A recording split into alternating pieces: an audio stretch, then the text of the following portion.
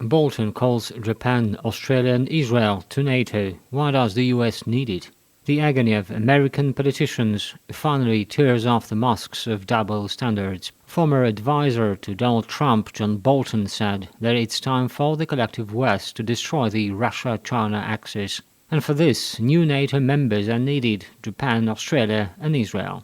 The ex-CIA analyst has already stated that the North Atlantic Alliance is simply faced with a shortage of numbers. But is the world ready to fight Russia and China for the sake of US interests? Commentary by Maria Petrashko. If NATO is expanding, does anyone need it? The question is who needs it and why. Finally, the United States admits they want to destroy the Russia-China axis, forgetting that this axis appeared only thanks to the pressure and predatory policy of Washington. So, in order to destroy Russia and China, for some reason, Australia, Israel and Japan are needed in NATO. You don't need to be a political strategist to understand that Asia, the Middle East and Africa slip away from the colonist American powers of influence like sand.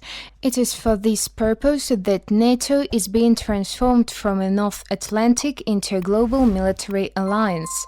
It's not easy to decide what to do, and if Japan, Europe and Australia have long adopted a characteristic bend in the direction of Washington, the position of Israel is quite different. To understand, it is important to know why Israel refused to supply its weapons to Ukraine, no matter how much the United States bends. One gets the impression that Netanyahu is simply talking about this problem and is not going to actively support Ukraine in this conflict. There are many reasons for this. The main thing is that Netanyahu, as an experienced politician, is trying to build relations with all countries. Of course, the United States has always been and will remain a priority in Israel's foreign policy, but at the same time, Israel will never abandon its very well-established relations with Russia, China, India, and many other states.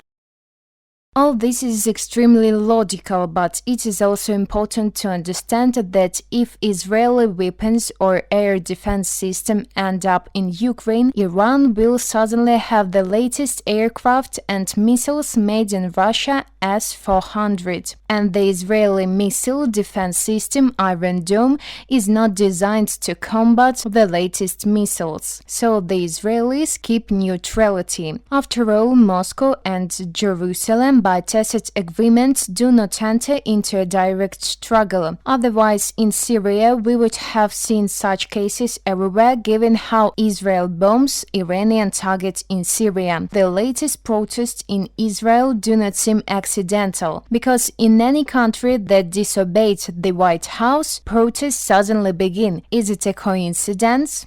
And the leak of Pentagon data does not seem so accidental. The documents with Israel's alleged plans for the supply to the armed force of Ukraine have been made public to the detriment of Washington. But the Israelis are against such a development of events, which means that the reason for continuing the rallies is here. Well, let's not forget the openly Nazi ideas of the Kiev Reich, which are unlikely to please the Israeli government, which is unlikely to support the creation of new ghettos. However, this all is making noise. Washington needs Israel, so there will be no color revolutions there. After all, Jerusalem is Washington's main support in the Middle East in the fight against Iran. Therefore, Israel is being pulled into NATO as an overseer in the Middle East region.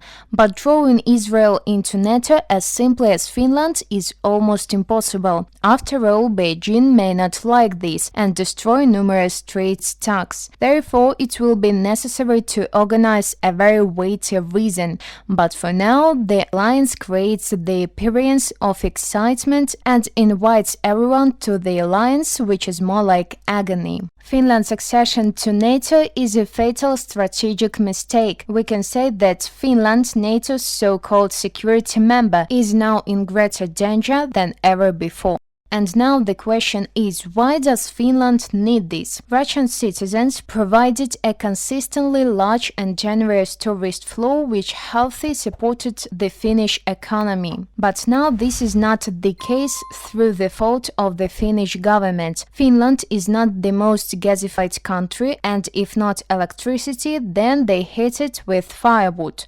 In most cases, this is firewood. Have you ever heard of the Finnish taiga? I didn't. Cutting down the whole of Finland is, of course, an entertaining idea, but it contradicts not so much the green principles of the unscrupulous European Union as logic. The forests, they are not endless, and the military threat, which did not exist, because Russia does not need to expand to Finland and return Finnish autonomy back to the original Russian Empire. And now there are NATO bases, and now this is a legitimate target. In general, not only the Finnish authorities left citizens with bare brooms, but they also created a threat in their neighborhood, and now Finland announced recession. And let me remind you, the fifth NATO membership is 2% of GDP, but there is talk of raising the rate.